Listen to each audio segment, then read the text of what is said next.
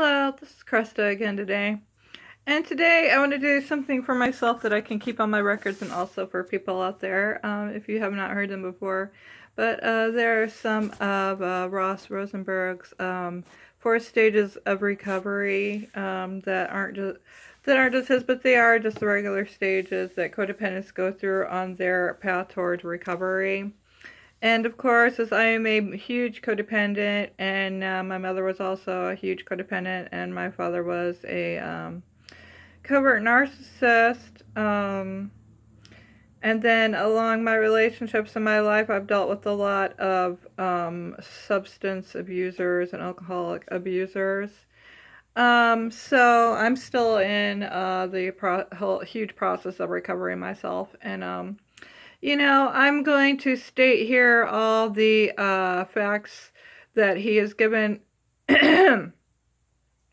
for to be aware of the stages that might be occurring right now for you or that will be occurring, and also how to achieve those steps. So, like I myself have been doing, just a little advice here if you're new, just beginning your codependency recovery. A really good book that I've been reading right now is called Codependency for Dummies. It is just one of the best books to explain things and to begin healing.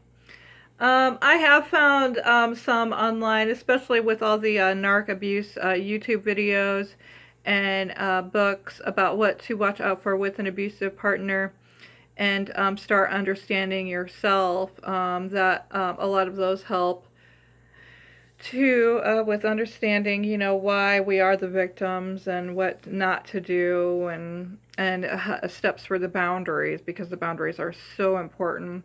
In fact, that is the first stage in the I would say almost 5 stages here.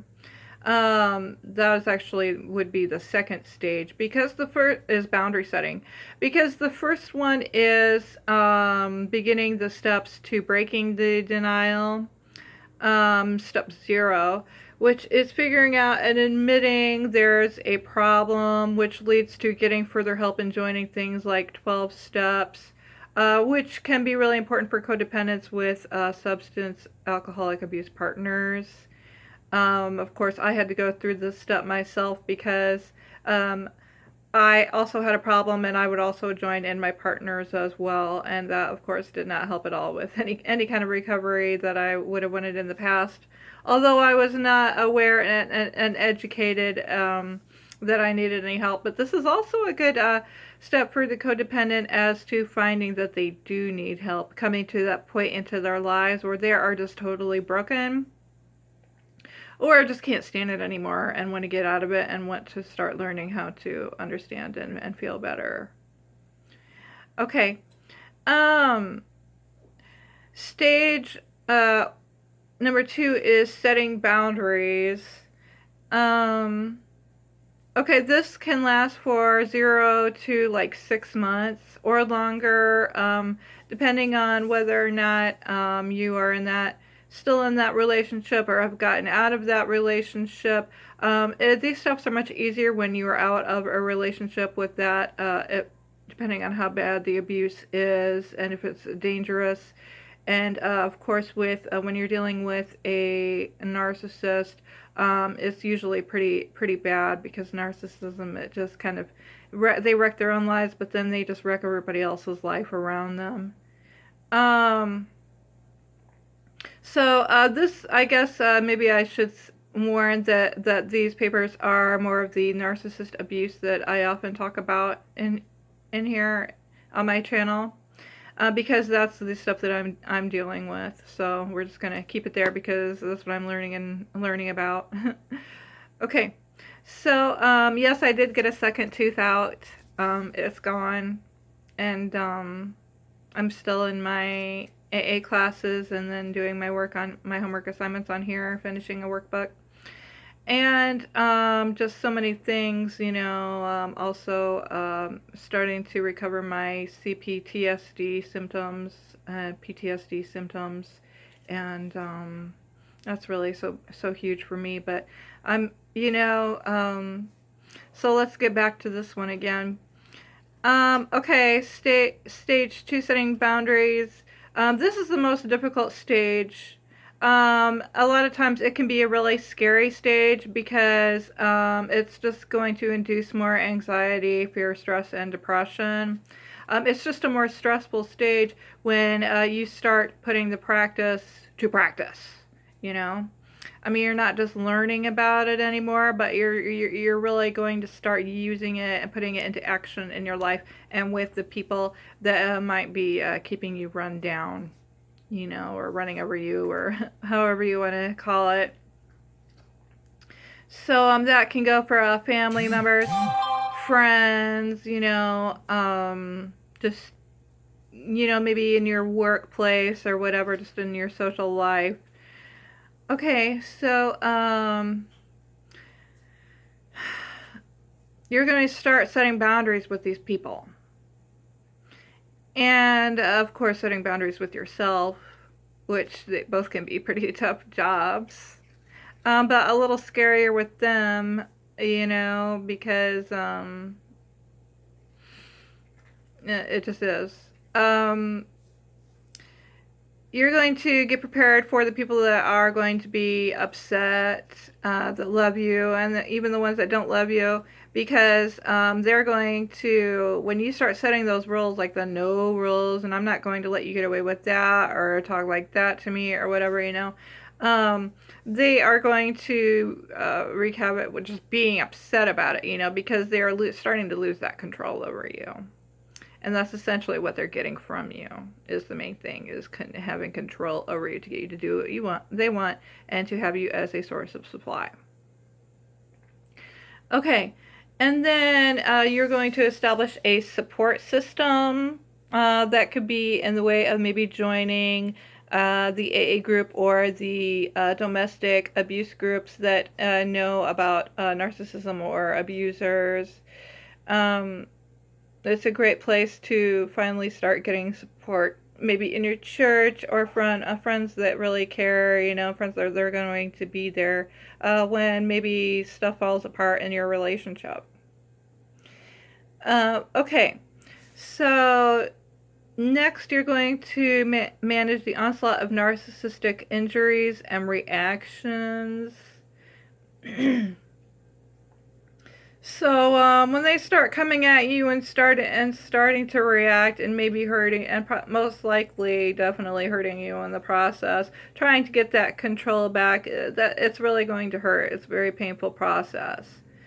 You have to prepare for their overt and covert reactions, their retaliations, or their retributions, like, them trying to get you back into that spot, whether they threaten leaving or if they do leave.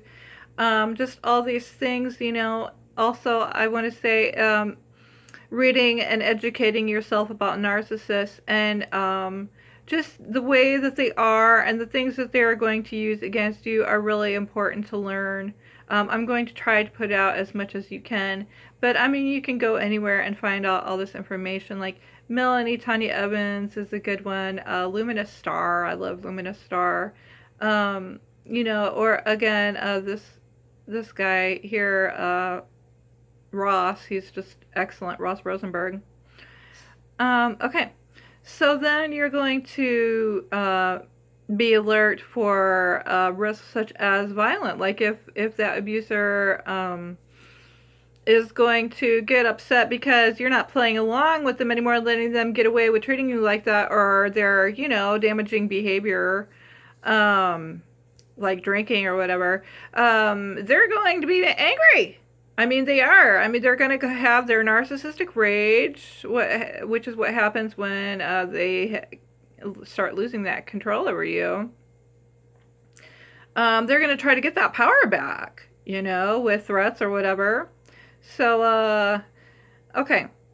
Also, you're going to manage the emotional manipulation that they put over you. You can learn more educate yourself more about that too. That's a really good one, because that is the name of their game usually. I mean, it can be done physically. Abuse can be done physically, control over someone, but usually it's mainly emotional abuse that they use to control a person, and it can be just really detrimental to the soul, and just it can really literally make someone sick when they're always just abused emotionally. I mean, it can really just tear their body, their soul, and mental, and just everything apart.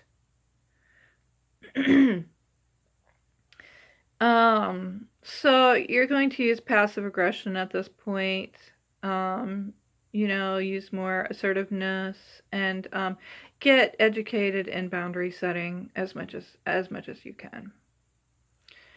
All right.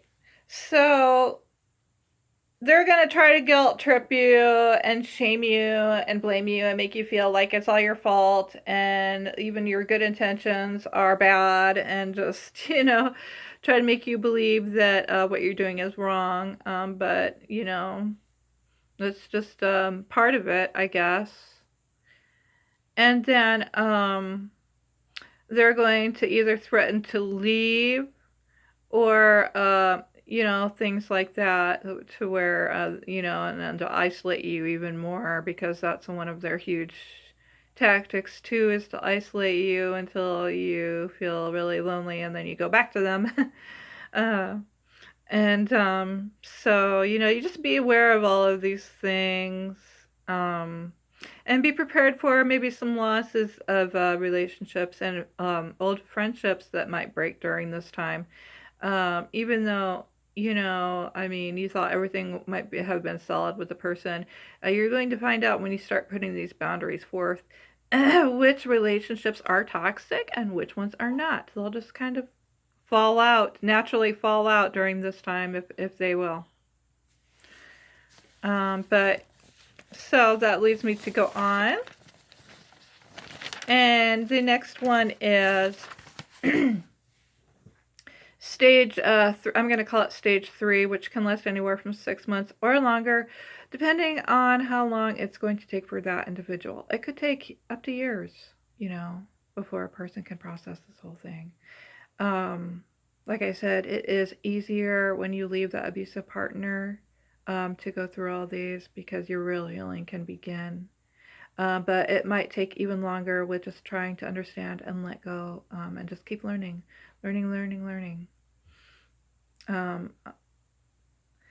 Okay, so the next stage is, I'm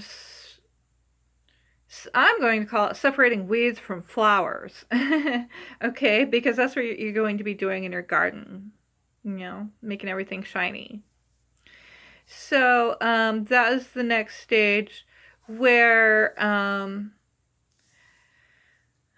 the abuser or toxically dysfunctional people will leave.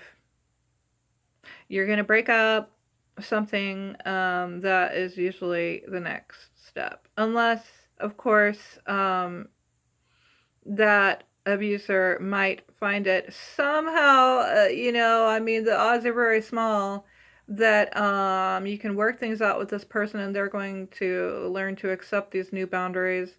We'll talk about that later, even in relationships where, like, it might be with your folks, and how you might just have to set boundaries and just give it some time until, maybe they can understand that you will only do so much of what they want or whatever.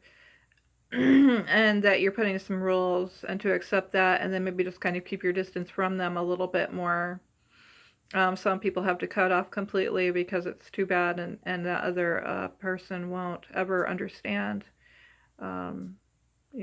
They just stay in a basic state of denial.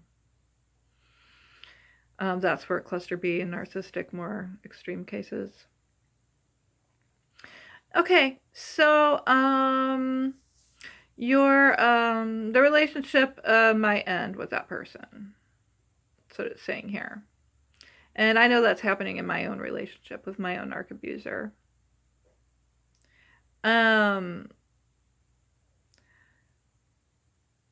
So, okay, you're going to work through abandonment reactions and your own abandonment issues. It would be a nice time to get like a therapist or join some kind of counseling sessions or group sessions, anything that you can find that will help you during this time to help with these very painful areas that can come up inside of you. Some are worse than others, but I know they can be extremely painful, but also a wonderful blessing when you can start helping yourself heal from that. Okay, and then you're really going to begin your grief work, which sucks because grief is never fun. Grief, breaking up with someone can feel like a death, and you might just feel kind of low for a while, but you do have to do this grieving because grieving is also healing and helps you get over things. So that process starts,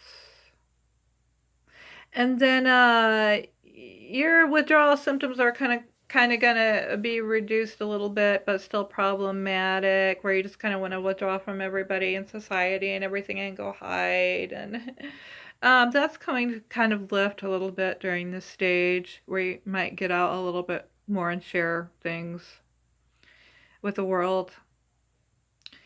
And you're going to start understanding if you're teaching yourself with books and really educating yourselves on the narcissistic cluster B type personality or user, that and learning about who is toxic and toxic behaviors and what is not, you really can start associating who is toxic and who is not, anybody that you meet. So that really can begin for you. And then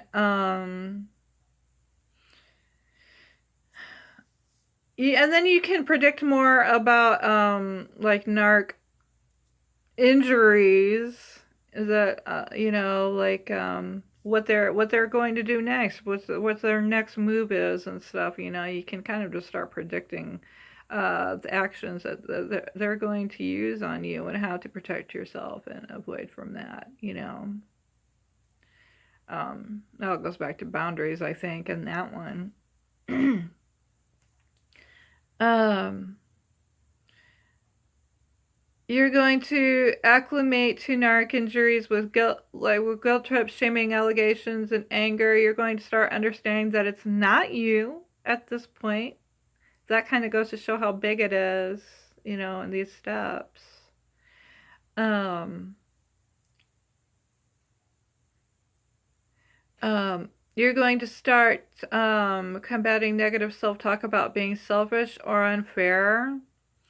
I think that really means that they are going to come at you really strong during the first stage about how selfish you are and how unfair that you're treating them, and all this stuff when you start laying these boundaries.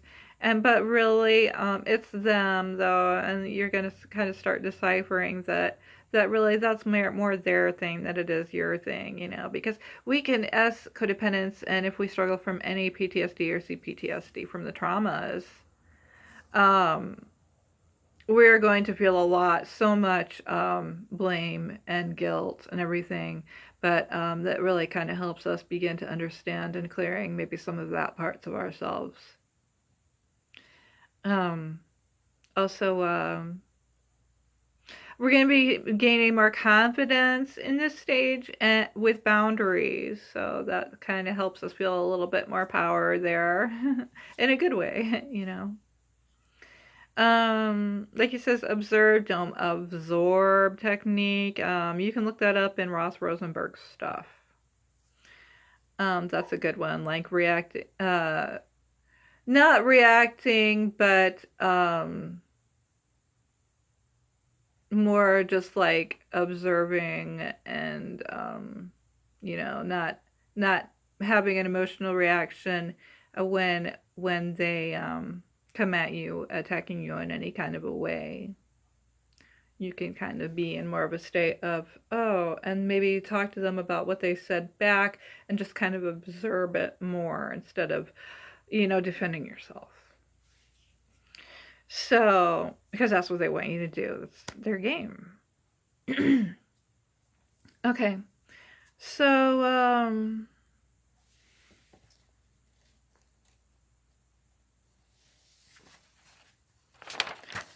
the third one here is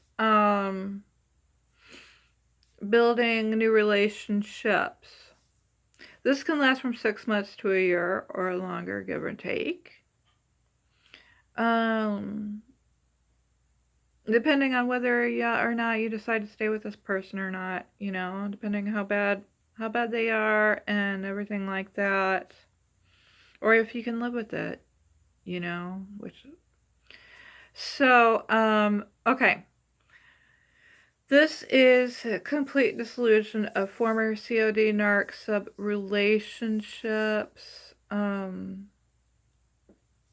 So really, you're going to start understanding how abusive and toxic and crappy that they are or were. You're really going to start kind of realizing it and kind of awakening, like, it's just really going to hit you, with thoughts like all of a sudden you realize that that was no good, and your anxiety, fear, and negative feelings are going to kind of start dissipating, lessening. And then the social work and family relationships reconfigure, which means, like I was talking about earlier about like the family and boundaries and stuff. When you start setting the boundaries, they're going to be mad for a while, but after a while, they are going to have to accept or not accept the fact that things have changed and there's a new way, there. So, okay. Mutual and reciprocal relationships emerge, take root. So, yeah, that one.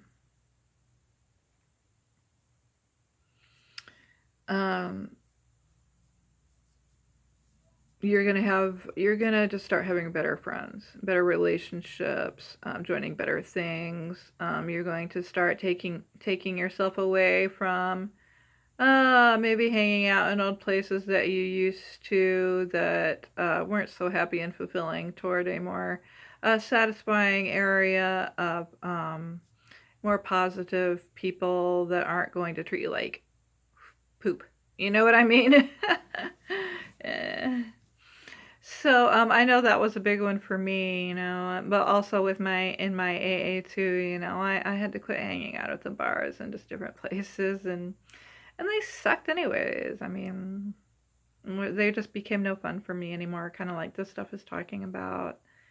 Because it's all an addiction. Even codependency is still a love addiction where you get addicted to that narcissist or other person that make you dependent on their love. I mean, they will condition you to where you're just dependent off of them, like heroin. I mean, it's that powerful, if not even more. I mean, it's the greatest one, But there's also repercussions, like a come down from that, I mean, when they put you up there like that on that pedestal, and then there it goes, and then you're just like on your butt, So, okay, so I'm going to keep to this.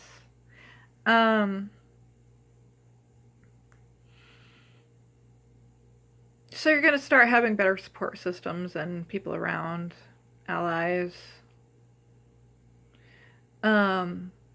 The supportive relationships start deepening on deeper levels, so you can be really grateful for that one. Because, I mean, you've come so far, right? From a really lonely place to stepping into a place where you're finally meeting new people that aren't like that anymore, and they're more peaceful and normal. Mhm. I find that with all of these, I'm here and there in all these different stages, but I think that's the way that it's supposed to be too, because you're just, you can do a lot of the difference, and then you can go back, you can kind of regress, but then you can go forward again, and it's all just a healing process that's right for you. So, okay, yeah, you're just going to kind of experiment having new friends and doing new things, and with what you like and what you don't like, kind of, kind of like making decisions on what you really enjoy, and you start really learning about yourself in these areas. Um, so you're really going to start detaching from the old toxic relationships, and emerging with just healthier ones and emotional skills and abilities that you're going to be learning um, in this area too. So it's all just a lot of growing and learning. Um, so the painful episodes and the loneliness are going to become less frequent during this time. And you're going to start bouncing back quicker from relapses. So that's a good thing. Um, Loneliness is the biggest withdrawal symptoms. And I know with my own BPD recovery going on, it's the worst one of them all. We can really wrap ourselves around that one, and it can just really just bring us down on such a huge level. And just to, when you keep working through these the steps of recovery, even if you can do just a little bit every day, like I've been doing, and I just call it my homework, recovery. Just do a little bit of recovery homework every day. You don't have to like go at it tenfold, 24 hours or anything. Just a little bit a day, so you can process it and everything. Gives you time to process it. Yeah, I just do an hour every day where like I will get one of my books out, like for AA, or the women's violence books, and just work through my workbooks about curing like PTSD and stuff. Um, Maybe an hour a day, and maybe throwing a video up and teaching others, and then I can document my stuff. And maybe my kids will see them one day and it will help them. I mean, yeah, I'm big on helping others, trying to help others like that, because it's also very rewarding. And we all need to learn. I mean, we do. It's such a big place out there in this world, and this world is just so narcissistic these days, and addicted to just so many bad things, that we are all just searching for a way to recover ourselves, and I just hope this can be helpful. The last stage here is 1 year and over. So this one is about the loneliness, and the loneliness does break. It goes away. I can't wait for that one. Honestly, I mean, yeah, I think I'm getting there slowly and surely. But like I said, you can keep that recovery speeding and going by maybe taking an hour out of your day, and maybe just listen to a YouTube video, or read a chapter out of your, um, book, or whatever you're doing, to process all of this. So, and abusive people are no longer playing your part at that last stage. And I just wanted to give you these today, and maybe I can look back at them myself from time to time. And thank you, Ross Rosenberg, and all the great teachers up there like Melanie, Tanya Evans, and just blessed be everyone, and have a beautiful day, and let the work begin, and let us one day be able to rest in peace while we're still alive, and may things get better for us all.